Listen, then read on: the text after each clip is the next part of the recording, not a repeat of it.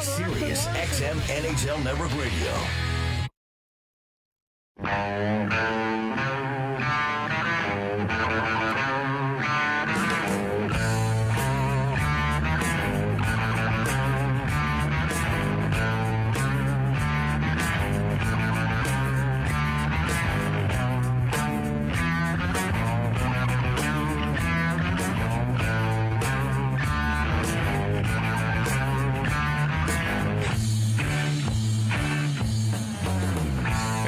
Game day continues. 8 games coming up tonight in the NHL. Under Review comes your way at the top of the hour with Mick and with Peter. Right now, for the next number of minutes, we focus on the Ontario Hockey League. By the way, word was that former National Hockey League defenseman Adam Foote was going to be named as the head coach of the Kelowna Rockets today. So keep an eye on that towards the left coast, as the multiple-time Stanley Cup champion about to take on that challenge of coaching the Kelowna Rockets, an organization that's had a great history of developing defensemen along the way. As we bring it back east and we focus on the Ontario Hockey League, we're now joined by new Flint Firebirds head coach, former National Hockey Leaguer Eric Wellwood. How you doing, Eric? I'm doing well. How are you? Doing well. Thank you very much. Tell me about this opportunity that's come your way. Were you surprised when it happened? I mean, Ryan stepped down for personal reasons, and now you're guiding the ship. What do you think? Yeah, it definitely caught me by surprise. I can't say that my girlfriend and I were prepared for this opportunity, but it's one of those things where, you feel that when something like this comes along, you have to jump on it. Okay, so you take over a team that's struggling out of the gate here, as you know, being a part of it, Eric, out of the gate, winless to start the season. What's the biggest challenge you face here? I would guess that the initial challenge is to get some of the players on board in terms of confidence, to gain some confidence in what they're doing and realizing that they have been successful before and they can be successful again. Yeah, there seems to be a lot of different things that I'm going to have, challenges that I'm going to have to battle with. But I think you're right. Number one, my primary focus is them coming to the rink and enjoying themselves. You can get into these slumps and then it gets harder and harder, and you're more down on yourselves, especially if the coaching staff coming down on you guys. So I think my primary objective is let them have fun playing hockey again.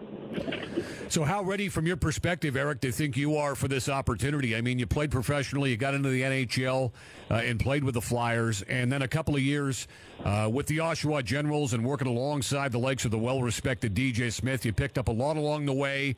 Last season, an associate coach in Flint. So you've paid your dues to get here. You've gained some experience along the way. How much better prepared are you for this opportunity than, let's say, maybe 4 years ago when you stepped into the coaching ranks? Oh, when I look back at myself that long ago, I've changed greatly. I'm much more mature. I feel way more prepared for this opportunity. That's why I ended up taking it. I wouldn't have taken this job if I didn't think I wasn't.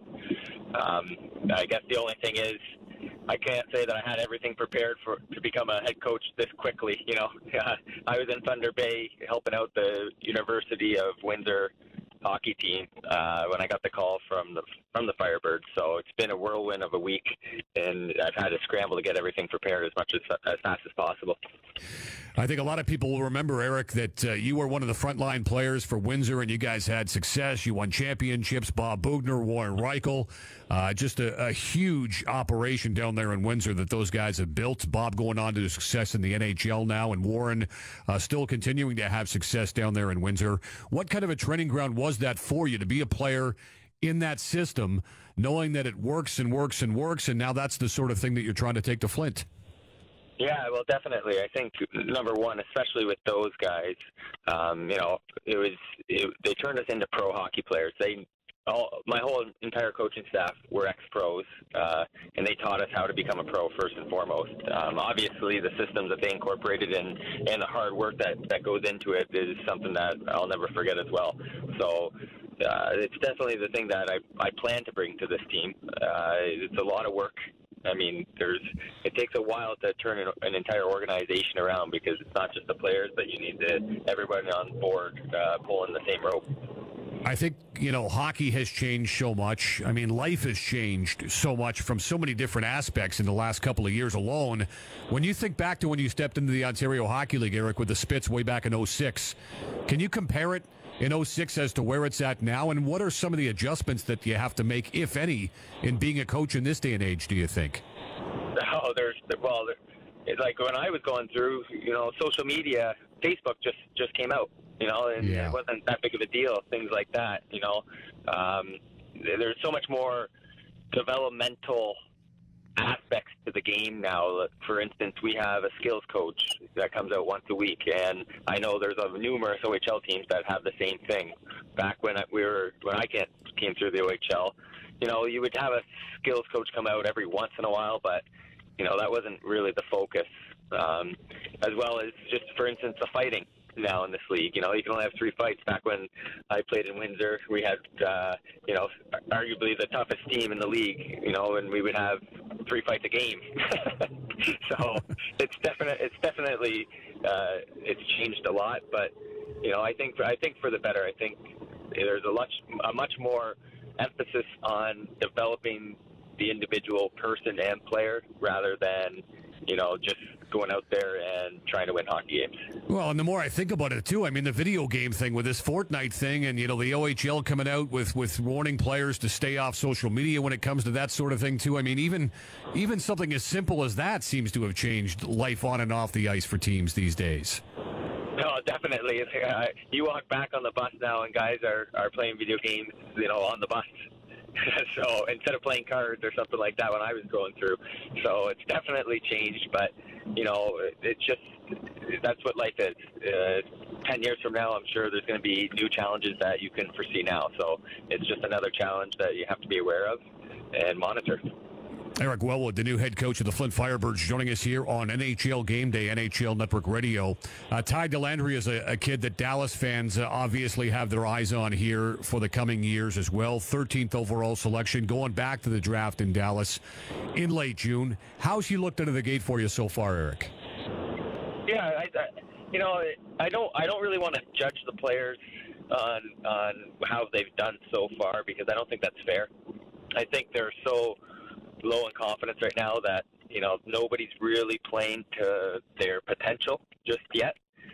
Hopefully, with time they'll start playing. But I had Ty before as a coach, and he's a phenomenal character kid on and off the ice. He's absolutely fantastic. That's why he wears the C for our team.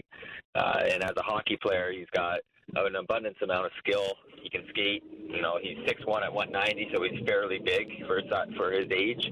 So, he's got a lot of upside, and I'm looking forward to working with him.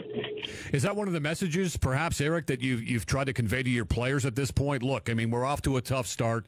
It's been a tough goal for everybody. Forget about it. We're starting afresh. We're going to start anew. Forget about what the record says. Forget about where we are in the standings. Let's make sure that day in and day out we just get better at things here and just try to progress and make that maturation as a team. Well, that's exactly it. That was the very first sentence I said to the team when I first got to address them was, this is a new season. The only thing is it's always difficult, I think, for especially young men like this when they haven't gone through a winning process, to understand that time is involved. And maybe, I don't know if it's just the way kids have been brought up lately, but they want things now. I wish we could have it now, but I know that this is a process that takes time. And especially now, again, like social media, I know that the kids are seeing where we stand in the standings, and I'm sure it's heartbreaking for them to see and frustrating for them to see. So, it is my job to let them know that this is a process. I hope that the process, we have early success just so they can understand that, okay, we see what's going on. But, again, it's just going to take some time. Well, we look forward to monitoring how your team comes along here, Eric. Good luck against Sarnia on Friday night, and we wish you the best of luck here in getting this thing rectified and turned around there and heading back in the right direction. Thanks very much for joining us. Yeah, great. Thanks for having me. Our pleasure. That's Eric Wellwood, a former National Hockey Leaguer, played in a bunch of games for Philadelphia going back a few years ago. And as mentioned, look, he comes from the Warren Reichel, Bob Bugner, Windsor Spitfires factory.